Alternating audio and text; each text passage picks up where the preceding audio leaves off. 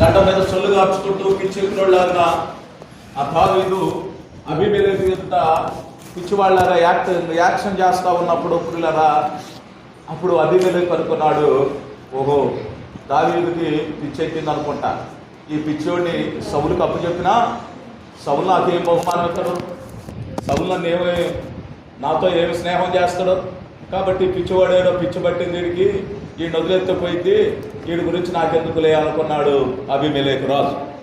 ఈ అబీమెలెకు అలా అనుకున్నప్పుడు వీళ్ళరా ఆ సందర్భంలో దావీదు రచించినటువంటి కీర్తన అన్నమాట ఈ కీర్తన. అయ్యో ఇంత భయంకరమైనటువంటి పరిస్థితిలో అబీమెలెకు నన్ను తీసుకొని వెళ్ళి రాజు అయిన సౌలుకు అప్పగించుకోవాలనుకున్న ఈ సమయంలో దేవుడు నాకు మంచి ఆలోచన ఇచ్చి నన్ను రక్షించాడు, దేవుడు నాకు మంచి తెలివినిచ్చి నన్ను రక్షించాడు, దేవుడు నాకు ఈ సరైనటువంటి సమయంలో సరైనటువంటి ఆలోచన ఇచ్చి దేవుడు నన్ను రక్షించాడు అని చెప్పి ఆ దావీదు ఆ సమయంలో రచించినటువంటి కీర్తన ఈ 34వ కీర్తన.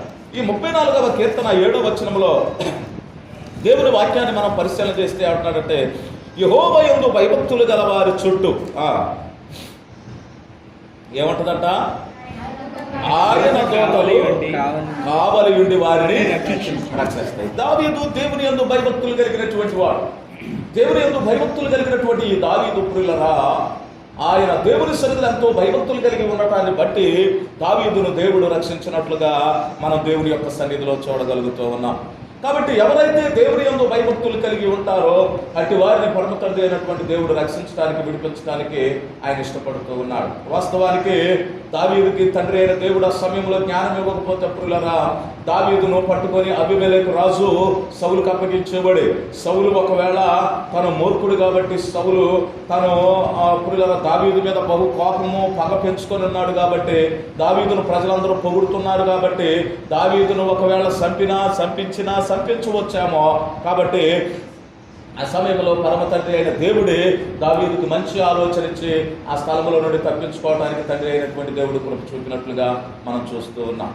కాబట్టి సరైనటువంటి సమయంలో సరైన ఆలోచన ఇచ్చి దేవుడు మనల్ని రక్షిస్తాడు పిల్లలు. సరైన సమయంలో సరైనటువంటి తెలివినిచ్చి ఆ పరమ తండ్రి అయినటువంటి దేవుడు మనల్ని రక్షించడానికి ఆయన ఇష్టపడుతున్నటువంటి దేవుడుగా కనబడుతూ ఉన్నాడు. చూడండి, కీర్తన 2వ అధ్యాయము 11వ వచన భాగాన్ని కూడా మనం దేవుని సన్నిధిలో మనం ధ్యానం చేద్దాం. 2:11 వచనాన్ని దేవుని యొక్క భయభక్తులు కలిగి యెహోవాను సేవించుడి, కడగడ వణుకుచు సంతోషించుడి. ఆయన కోపం త్వరగా ఆయనకి కోపము త్వరగా రగులుకొనును. కుమారుని ముద్దు పెట్టుకున్నాడు, లేని ఎడల ఆయన కోపించును. ఆయన కోపం వస్తుంది. భయభక్తులు కలిగి యెహోవాను సేవించుడి, గడగడ వణుకుచు సంతోషించండి, కుమారుని ముద్దు పెట్టుకోండి, లేకపోతే ఆయనకి కోపం వచ్చేస్తుంది. చూడండి ఎలాగా రాయబడుతుందో దేవుని యొక్క వాక్యం. దేవునిలో భయభక్తులు కలిగి ఉండటం అంటే ప్రియులరా చాలామంది దేవుని సన్నిధిలో అంటే వాళ్ళకి ఒకటి ఉంటే ఒకటి ఉండనటువంటి పరిస్థితులు ప్రభు సన్నిధిలో మనకి కనబడుతూ ఉన్నాయి. అంటే భయం ఉంటే భక్తి ఉండదు, భక్తి ఉంటే భయం ఉండదు. కానీ దేవుని యొక్క వాక్యాన్ని మనం పరిశీలన చేస్తే ఇక్కడ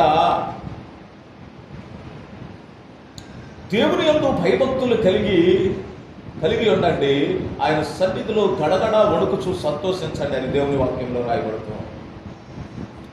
పరిశుద్ధ బైబిల్ గ్రంథంలో కొంతమంది వ్యక్తులు మనకు తెలుసు. అంటే భూసు దేశంలో భక్తిపరుడైన ఒక మనుషుడు ఉన్నాడు. అంటే తూర్పు దిక్కు జనులందరిలో కూడా అతని అంత గరుడు, గొప్పవాడు, డబ్బున్నవాడు, ఐశ్వర్యవంతుడు లేడు. అలాంటి ధనవంతుడు గొప్పవాడైనటువంటి ఆ యొక్క యోబు దేవుని యందు భయభక్తులు కలిగిన వాడు, చెడుతనాన్ని విసర్జించినవాడు. దేవుని యందు భయభక్తులు కలిగినటువంటి వాడు, చెడుతనాన్ని విసర్జించినవాడు.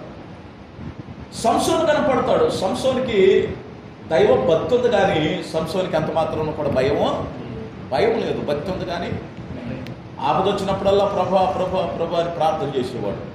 ఆపద తీరిపోయిన తర్వాత ఆయనకి అంత మాత్రం కూడా భక్తి అనేది ఉండేది కాదు. భయం లేకపోకుండా తన ఇష్టం వచ్చినట్లుగా పాపాన్ని జరిగించేటటువంటి వాడు. అది మనకు తెలిసినటువంటి విషయం. అలాగే పరిశుద్ధ బైబిల్ గ్రంథంలో సౌలు మనకి కనబడతాడు. సౌలుకి దేవుడు అంటే భయం ఉంది కానీ భక్తి లేదు. దేవుడు అంటే భయం ఉంది కానీ భక్తి అంత మాత్రం కూడా సౌరుకి లేదు. దేవుడు అంటే భయమే కానీ భక్తి లేదు. దేవుడు ఏదో చేస్తాడేమో అని చెప్పేసి ఒక భయం ఉండేది, కానీ భక్తి లేనటువంటి భయం అని సౌలు యొక్క జీవితంలో కనపడింది. భక్తిహీనుడు సౌలు. తనకు ఆపద వచ్చింది, భయంకరమైన పరిస్థితులు వచ్చినాయి. సోది చెప్పేటటువంటి ఒక స్త్రీని పిలిపించుకొని సోది చెప్పాను. నువ్వెవరు? ఒకప్పుడు నువ్వు ఇశ్రాయేలు పరిపాలించినటువంటి రాజువి. నీ రాజ్యంలో సోది చెప్పే వాళ్ళందరినీ ఈ దేశంలో నుంచి నువ్వు తరివేసేసావు. శకులుగాండ్ర తరివేసేసావు. మాంత్రిక విద్య కలిగిన వాళ్ళనే ఈ ప్రాంతంలో నుంచి నువ్వు తరివేసేసావు. ఈ ప్రాంతంలో ఎవరిని కూడా అపవిత్రమైనటువంటి వాళ్ళ వంచలా. ఇప్పుడు నువ్వెందుకు నన్ను పిలిచావు? నన్ను చంపడానికే కదా నువ్వు పిలిచింది అన్నది సోది చెప్పే స్త్రీ. లేదా మంది కాదు నేను నిన్ను పిలిచింది, నీతో పని ఉంది. ఇదిగో నాకు ఏదో జరగబోతుంది, ఇది చెప్పేటటువంటి వారు ఇప్పుడు ప్రవక్తలు ఈ దేశంలో లేరు. కాబట్టి ప్రవక్తలు లేరు కాబట్టి నువ్వే నాకు ఇప్పుడు ఒక ప్రవక్తను పిలిపించి నాకేం జరుగుతుందో నువ్వు తెలియజెప్పాలన్న. ప్రవక్తను పిలిపించడం అంటే ఎక్కడ పిలిపిస్తుంది? ఆ సోది చెప్పేటటువంటి స్త్రీ. నీకెవరు పిలిపించాలి అని అంటే సమూయేలును పిలిపించు. ఎవరు పిలిపించాలట? సమూయేలు గ్రంథం 28వ అధ్యాయంలో కనబడింది. సమూయేలుని పిలిపించు. సమూయేలుని పిలిపించాలి. సమూయేలు పైకి వచ్చాక ఆ సోది చెప్పేసి నీకెవరు కనపడుతున్నారు అని అడుగుతారు సౌలు. అడిగితే నాకు ఒక తెల్లటి వెంట్రుకలు వేసుకొని అంగీ వేసుకొని ఒక వృద్ధాప్యంలో ఉన్న ఒక ముసలాయన కనపడతా ఉన్నాడు అని చెప్పి. ముసలాయన కనపడ్డాడా నీకు? ఆయన ఎలా ఉన్నాడు అంటే ఆయన ఇట్లా బొక్కడు కప్పుకొని ఎలా వస్తున్నాను చెప్పగానే ఆ ముసలాయన గురించి చెప్పగానే ఆ ముసలాయన అమ్మో ఆయన ఖచ్చితంగా సమూయేలు అని సమూయేలుకి సాష్టాంగపడి నమస్కారం చేసి సమూయేలు అడుగుతున్నాడు, సౌలా నువ్వు ఎందుకు నన్ను పిలిపించావు అని అంటే సౌలు ఏమంటాడంటే, అయ్యా ఈ దేశంలో మార్గదర్శులు లేరు, ప్రవక్తలు లేరు. నా మీదకి భయంకరమైనటువంటి పరిస్థితి రాబోతుందేమని నాకు అర్థమవుతుంది. దేవుడు కళల ద్వారా నాతో మాట్లాడట్లేదు, దర్శనాల ద్వారా మాట్లాడట్లేదు. ఏదన్నా జరగబోయేటటువంటి విషయం తెలియజేయడానికి ప్రవక్తలు కూడా లేరు. కళ లేదు, ఒక దర్శనం లేదు, ఒక పాస్టర్ లేడు, ప్రవక్త లేదు. ఇది జరిగింది, ఇది చేయాలి, ఇది చేయకూడదని చెప్పడానికి ప్రవక్త లేడు. అందుకోసమే నిన్ను పిలిపించాను అన్నాడు సౌలు. సమూయేలు వచ్చి అన్నాడు, సౌలా అసలు దేవుడే నిన్ను విడిచిపెట్టాడు, దేవుడే నిన్ను వదిలిపెడితే నేనేం చేశాను? అసలు దేవుడే నిన్ను ఎడబాశాడు, దేవుడే నిన్ను తృణీకరించాడు, నేను నీకేమి చేయగలను? నేను నీకేమీ చేయలేను అన్నాడు ఒక మాట. ఇలా ఆలోచన చేయండి. దేవుడు అంటే భయం ఉంది కానీ భక్తి లేనటువంటి ఏదో సోది చెప్పే వాళ్ళు పిలిపించుకున్నారు. అయ్యో సమూయేలు వచ్చి దేవుడు నాకేమీ చేయలేడట, దేవుడే నన్ను వదిలిపెట్టాడట. దేవుడే నన్ను వదిలిపెడితే నేను ఇప్పుడు ఏం చేయగలనని చెప్పి తను ఎంతగానో మర్యాదగా కూర్చొని లేచి వెళదామని చెప్పేసి వెళ్ళిపోవడానికి ప్రయత్నం చేస్తే ఆ సోది చెప్పే స్త్రీ అందయ్య, అయ్యా నువ్వు వెళ్ళడానికి వీల్లేదు, నువ్వు వెళ్ళాలంటే నీకు బలం కావాలి, కాబట్టి నేను భోజనం చేస్తా, భోజనం చేసి నువ్వు వెళ్ళు, భోజనం చేస్తా, భోజనం చేసి నువ్వు వెళ్ళు అని అంది. లేదు లేదు నేను చేయను అన్నాడు. సౌలుతో ఉన్న కొంతమంది ఏం చేశారంటే బలవంతం చేశారు, భోజనం చేయండి. సోది చెప్పే ఇంటి ఆమె దగ్గర ఒక కొవ్విన పెయ్యి ఉంటే ఆ పెయ్యి దోడ పోసి వంట చేసి ఆ సౌలుకు పెడితే సౌలు తనతో వచ్చిన వాళ్ళందరూ తిరిగి మళ్ళీ బయలుదేరి వెళ్ళిపోయారు. సౌలు చేసినటువంటి తప్పు, సౌలు చేసినటువంటి పాపం, భక్తిహీనుడు. దేవుడంటే భయం ఉంది కానీ భక్తి లేనటువంటి సౌలు, భక్తి లేని సౌలు ఏం చేశాడంటే సోది చెప్పి ఆమెను పిలిపించుకున్నాడు, సోది చెప్పించుకున్నాడు. ఆ సోది ఆమె పెట్టినటువంటి భోజనం చేసి పురులరా అక్కడి నుంచి వెళ్ళిపోయినట్లుగా మనం చూస్తూ ఉన్నాం. చాలాసార్లు భయం ఉండి భక్తి లేక, భక్తి ఉండి భయం లేక మన జీవితాల్లో చాలాసార్లు ఇలాంటి పొరపాట్లు అనేటటువంటి మన జీవితంలో జరుగుతూ ఉంటాయి. కాబట్టి దేవుని యొక్క సన్నిధిలో ఎలా ఉండాలంటే యెహోవా యందు భయభక్తులు కలిగిన వారి చుట్టూ ఆయన దూతలు కావలి ఉండి వారిని రక్షిస్తాయి. ఎవరైతే దేవుని యందు భయభక్తులు కలిగి ఉంటారో వారి చుట్టూ దేవుని దూతలు కాపులుగా ఉండి ఆ దేవుని దూతలు వారిని కాపాడుతాయి. ఇలా ఆలోచన చేయండి. ఇర్మియా ప్రవక్త, ఆ ప్రవక్తను తీసుకుని వెళ్ళి మల్కియా అనే ఒక గోతులోకి నెట్టేసేశారు. ఒక గోతులో నెట్టేసేశారు. ఇర్మియాను చంపేసేయాలని చెప్పేసి ఆ పాస్టర్ గారిని తీసుకెళ్ళి ఒక గొయ్యిలో, పాడుబడ్డ గొయ్యిలో నెట్టేసేశారు. పాడుబడ్డ గొయ్యిలో నెట్టేసేశారు. పిల్లలు అక్కడ నీళ్లు లేవు. ఆ పాడుబడ్డ గొయ్యిలో ఉండిపోయి ఇర్మియా అలాగనే ప్రభువుకి ప్రార్థన చేసుకుంటూ ఉన్నాడు.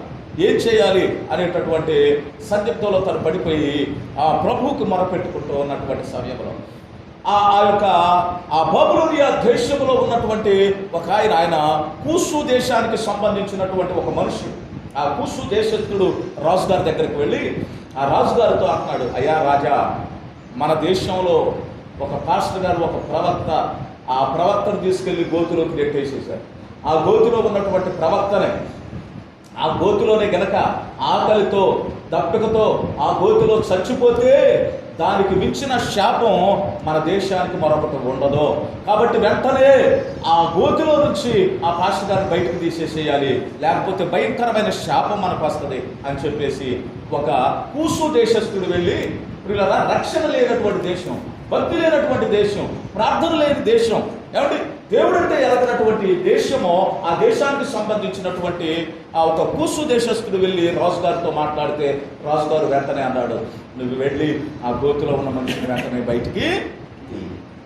అప్పుడు ఆ చిరుకుపోయిన గుడ్డ పిలకలన్నీ కూడా పేరి ఆ గుడ్డ పిలకలతో తాడు వేసి తాడు గోతులోకి వేస్తే ఆ గోతులో ఉన్నటువంటి మల్కియా అనే గోతి, ఆ గోతులో నుంచి ఆ యొక్క ఇర్మియా ప్రవక్తను బయటికి తీసినట్లుగా మనం చూస్తూ ఉన్నాం. దేవుడు ఏమంటున్నాడంటే, యెహోవా యందు భయభక్తులు గలవారి చుట్టూ ఆయన దూతల కావలి ఉండి వారు రక్షిస్తారు. ప్రియులారా, ఆలోచన చేయండి. ఒక భక్తి లేనటువంటి దేశంలో జన్మించినటువంటి వాడు, కూసు దేశస్థుడు, దేవుడు అంటే ఎరగనటువంటి వాడు, ఆయన ద్వారా అంటే ఇర్మియాను రక్షించడం ఏమిటి అంటే అది ఇర్మియా యొక్క భక్తి, ఇర్మియాలో ఉన్నటువంటి భయం. ఆ దేవుని సేవకుడిలో ఉన్న భయభక్తులే ఇర్మియా ప్రవక్తనే ఆ యొక్క నీళ్లు లేని ఆ గోతులో నుంచి, ఆ బావిలో నుంచి తను బయటకు తీసుకొచ్చినట్లుగా మనం చూస్తూ ఉన్నాం. ఇప్పుడు ఇలా ఆలోచన చేయాలి. అంత మాత్రమే కాదు, షడ్రకు మెషకు అబేద్నెగో అగ్నిగుండంలో వేయబడ్డారు. వారితో కూడా దేవుని దూత కావలి ఉండి వారిని రక్షించింది. దానియేలు సింహాల గృహలో వేయబడ్డాడు. తనతో కూడా దేవుని దూత కావలి ఉండి ఆ దేవుని దూత ప్రియులారా ఆ దానియేలును బయటకు తీసుకొచ్చినట్లుగా దేవుని యొక్క వాక్యంలో మనం చూస్తూ ఉన్నాం. 21 రోజులు 3 వారాలు దానియేలు దేవుని సన్నిధిలో కూర్చొని ప్రార్థన చేస్తున్నాడు. 10వ అధ్యాయంలో 21 రోజులు అంటే 3 వారాలు దానియేలు ప్రార్థన చేస్తున్నాడు. దానియేలు 3 వారాలు ప్రార్థన చేస్తా ఉంటే దానియేలు యొక్క ప్రార్థన పైకి వెళ్తుంటే సాతాను ఆ ప్రార్థన పైకి వెళ్ళకోకుండా ప్రియులారా గాబ్రియల్ అనే దేవదూత ఆ ప్రార్థనను దేవుని దగ్గరకు తీసుకొని వెళుతుంటే కొన్ని వాయుమండల అధిపతులు ఆ ప్రార్థన దేవుని దగ్గరికి వెళ్ళకోకుండా ఆ దేవదూతను ఆపేస్తా ఉన్నాయి, ప్రార్థన పైకి వెళ్లకుండా ఆపేస్తా ఉన్నాయి. అప్పుడు మిఖాయేలు అనేటటువంటి దేవదూత వచ్చి వారికి సహాయం చేసి ఆ ప్రార్థన దేవుని యొద్దకు వెళ్ళటానికి సహాయం చేశారు. ఇంచుమించు 21 రోజులు ఆ ప్రార్థన పైకి వెళ్లకుండా అడ్డగించినాయండి వాయుమండల అధిపతులు, దురాత్మ చీకటి శక్తులు. వీళ్ళ ఆలోచన చేయండి. అంత భక్తిపరుడైనటువంటి దానియేలే 3 వారాలు ప్రార్థన చేస్తే 3 వారాలు ప్రార్థన దేవుని దగ్గరకు వెళ్ళకోకుండా ఏమంటే వాయుమండల అధిపతులు అడ్డగించేసింది. కానీ ఆ దానియేలు ప్రార్థనకు సహాయం చేయడానికి మిఖాయేలు అనే ఒక దేవదూత వచ్చి పిల్లరా ఆ వాయుమండల అధిపతులతో యుద్ధం చేసి ఆ ప్రార్థన దేవుని యొద్దకు పంపించినట్లుగా మనం చూస్తూ ఉన్నాం. కారణం ఏమిటంటే దానియేలులో ఉన్నటువంటి ప్రార్థన, దానియేలులో ఉన్న భక్తి, దానియేలులో ఉన్నటువంటి భయం. కాబట్టి దేవుని సన్నిధిలో రాయబడుతూ ఉన్నటువంటి మాట, దేవుని యందు భయభక్తులు కలిగిన వారి చుట్టూ ఆయన కృప, ఆయన దేవదూతలు కావలిగా ఉండి వారిని రక్షిస్తాయని దేవుని యొక్క వాక్యంలో మనం చూస్తూ ఉన్నాం. కాబట్టి దేవుని సన్నిధిలో ఆయన యందు భయభక్తులు కలిగి ఉన్నాం. చూడండి, కీర్తన 22వ కీర్తన 23వ వచనాన్ని మనం ఒకసారి ధ్యానం చేద్దాం. 22వ కీర్తన 23వ వచనం, యెహోవా యందు భయభక్తులు గలవారులారా ఆయనను స్తుతించుడి, యాకోబు వంశస్థులారా మీరందరూ ఆయనను ఘనపరచుడి, ఇశ్రాయేలు పరిశుద్ధులారా మీరందరూ ఆయనకు భయపడుడి. మీరందరూ ఏం చేయాలంటే ఆయనకి భయపడాలి. భయభక్తులు కలిగినటువంటి వారు ఆయనకు భయపడాలి. ఆయనకు భయపడినటువంటి వారు ఏం చేయాలంటే భక్తి చేయాలి. ఏం చేయాలంటే భక్తి చేయాలి. ఆపద వచ్చినప్పుడు ప్రియులరా మొక్కుకోవడం కాదు, ఆపద వచ్చినప్పుడు ప్రార్థన చేయటం కాదు, ఆపద వచ్చినప్పుడు మందిరం రావటం కాదు, ఆపద వచ్చినప్పుడు దేవా యేసయ్యా అంటాం కాదు, కానీ అన్ని విషయాల్లో కూడా దేవుని సన్నిధిలో మనం ప్రార్థించేవారిగా ఉండాలి, ప్రభువుని స్తుతించేవారిగా ఉండాలి. అన్ని విషయాల్లో కూడా దేవుని యొక్క సన్నిధిలో ప్రియులారా మనము దేవుని యందు భయభక్తులు కలిగినటువంటి వారిగా మనం దేవుని సన్నిధిలో ఉండాలని అంటే దేవుని యొక్క వాక్యం సెలవిస్తుంది. అంటే మొదటి దశలోనిక సంఘానికి అపోస్తుడైన పౌలు గారు ఉత్తరం రాస్తూ 5వ అధ్యాయం 17వ వచనం అంటాడు, ప్రతి విషయములో కృతజ్ఞతాస్తుతులు చెల్లించుడి, ఎలాగూ చేయుట తండ్రి అయిన ప్రభు అయిన యేసుక్రీస్తునందు తండ్రి అయిన దేవుని చిత్తమై ఉన్నది. తండ్రి అయిన దేవుని చిత్తమై ఉన్నది. ఎప్పుడంట ప్రతి విషయంలో కూడా ఏం చేయాలి, మనం కృతజ్ఞతాస్తుతులు చెల్లించాలి. అన్ని విషయాల్లో కృతజ్ఞతాస్తుతులు చెల్లించాలి. కరువైన, కష్టమైన, ప్రియుల అనారోగ్యమైన సమస్య అయినా, బాధలైన, ఇబ్బందులైన, ఇరుకులైన ఏదైనా ప్రతి విషయంలో కూడా మన దేవునికి మనం ఏం చేయాలట, కృతజ్ఞతాస్తుతులు చెల్లించాలి. అక్కడ రాయబడిన మాట చదవండి ఒకసారి. కృతజ్ఞతాస్తుతులు చెల్లించాలి. ఇలాగు చేయుట యేసుక్రీస్తునందు మీ విషయములో మీ విషయములో దేవుని చిత్తము. మన విషయములో దేవుని చిత్తం ఏమిటంటే దేవునికి మనం కృతజ్ఞతాస్తుతులు చెల్లించడమే అది దేవుని చిత్తం. కృతజ్ఞతాస్తుతులు చెల్లించటమే అది దేవుని చిత్తమై. మరి మనం కృతజ్ఞతాస్తుతులు చెల్లించగలుగుతున్నామా? మరొక మాట చూసుకొని మన ముగింపులో వద్దాం. అండ్ అక్కడ 25వ కీర్తన 12వ వచనాన్ని మనం చదువుదాం. 25వ కీర్తన 12వ వచనం. 25వ కీర్తన 12వ వచనం. యెహోవా యందు భయభక్తులు గలవాడెవడో, యెహోవా యందు భయభక్తులు గలవాడెవడో వాడు కోరుకోవలసిన మార్గమును ఆయన వానికి బోధించును. ఆయన వారికి బోధించును. చదువుదాం, కంటిన్యూ. అతని ప్రాణము నెమ్మదిగా ఉండును. అతని ప్రాణము నెమ్మదిగా ఉండును. అతని సంతానము భూమిని స్వతంత్రించుకొను. యెహోవా మర్మము ఆయన యందు భయభక్తులు గల వారికి తెలిసి ఉన్నది. ఆయన తన నిబంధనను వారికి తెలియచేయును. యెహోవా యందు భయభక్తులు గల వారికి దేవుడు తన నిబంధనను తెలియజేస్తాడట. యెహోవా యందు భయభక్తులు గలవాడు ఎవడో వాడు కోరుకోవలసిన మార్గము దేవుడు వారికి బోధిస్తాడట, తెలియజేస్తాడు. కాబట్టి ప్రియులారా ఆలోచన చేయండి. మనం కోరుకునే మార్గమే. మనం ఏ మార్గంలో నడవాలనుకుంటున్నాం, ఎటు ప్రయాణం చేయాలనుకుంటున్నాం, మన స్థితి ఏమిటి, మన అడుగులు ఎటు పడుతున్నాయి, మన చూపు ఎటు పడుతుంది, మన ప్రయాణం ఎటు కొనసాగించబడుతుంది. ఆ విషయాల్లో దేవుని సన్నిధిలో మనల్ని మనం జ్ఞాపకం చేసుకొని మన యొక్క జీవిత యాత్రను కొనసాగించే వారిగా ప్రభు సన్నిధిలో ఉండాలి. అది దేవుని సంకల్పము, దేవుని చిత్తమై ఉంది. యెహోవా యందు భయభక్తులు గల వారి చుట్టూ ఆయన దూతలు కావలి ఉండి వారిని రక్షిస్తారు. దేవుని యొక్క దూతలో వారి చుట్టూ కాపలా ఉండి వారిని రక్షిస్తారు. ఎవరు దేవుని యందు భయభక్తులు కలిగి ఉంటారు వారి చుట్టూ దేవుని దూతలు కావలి ఉండి వారిని రక్షిస్తారు. 90వ కీర్తనలో 91వ కీర్తనలు అంటారు, నీ పాదములకు రాయి తగలకుండా తమ దూతల చేత నిన్ను ఎత్తి పట్టుకుంటా ఏమంటారు చెప్పండి. నీ పాదాలకు రాయి తగలకుండా వారు నిన్ను తమ చేతుల మీద ఎత్తి పట్టుకుందరు. ఎవరి చేతుల మీద? దేవదూతలు ఎత్తి పట్టుకుంటారు. దేవదూతలు తమ చేతులతో మన పాదాలకు రాయి తగలకుండా ఎత్తి పట్టుకుంటారు. ఎప్పుడంటే దేవుని యందు భయభక్తులు కలిగి జీవించు.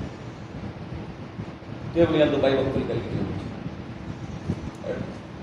యోబు యొక్క భయము, యోబు యొక్క భక్తి తను ఎంతగా ఆశీర్వదించిందో, ఎంతగా దీవించిందో, యోబు యొక్క భయము, యోబు యొక్క భక్తి తను ఎంతగా బలపరిచిందో, తను ఎంతగా హెచ్చించిందో, రెట్టింపు ఆశీర్వాదం తన జీవితంలో ఎలా అనుగ్రహించబడిందో మనం అందరం ఎరిగినటువంటి వారం. అలాగనే మనము కూడా దేవుని యందు భయభక్తులు కలిగి ప్రభు సన్నిధిలో జీవించాలని నేను మీకు తెలియజేస్తున్నాను. 128వ కీర్తనలు అంటాడు, యెహోవా యందు భయభక్తులు గలవారు ధన్యులు, నిశ్చయముగా నువ్వు నీ చేతుల కష్టార్జితము అనుభవిస్తావు. యెహోవా యందు భయభక్తులు కలిగిన వారు ధన్యులైపోతారు అన్నది, ధన్యులైపోతారు. భయభక్తులు కలిగి ఉండటం ద్వారా అనేక రకాలైనటువంటి ఆశీర్వాదాలు దేవుని సన్నిధిలో ఉన్నాయి. సామెతల గ్రంథంలో దేవుని యందు భయభక్తులు కలిగి ఉండటం జ్ఞానానికి మూలమని, దేవుని యందు భయభక్తులు కలిగినటువంటి వారికి వచ్చే ఆశీర్వాదాల గురించి ఆ సామెతల గ్రంథంలో రాసుకుంటూ వచ్చాడు జ్ఞాని అయిన సొలొమోను. ఇదంతా జరిగిన తరువాత తేలిన ఫలితార్థం ఇదే. దేవుని యందు భయభక్తులు కలిగి ఉండటమే మానవ కోటికి ఇదే ధర్మం, ఇదే న్యాయం. సమస్తము జరిగిన తర్వాత తెలిసినటువంటి ఫలితార్థం అంట దేవుని యందు భయభక్తులు కలిగి ఉండటం అంట, ఆయన సన్నిధిలో జీవించడం. చివరికి జ్ఞాని అయిన సొలొమోను రాజు చెప్తున్నటువంటి మాట ఇది. ఆయన యందు మనం భయభక్తులు కలిగి జీవించాలి, ఆయన సన్నిధిలో నడుచుకోవాలి, ఆయనలో మనం యథార్థంగా ఉండాలి.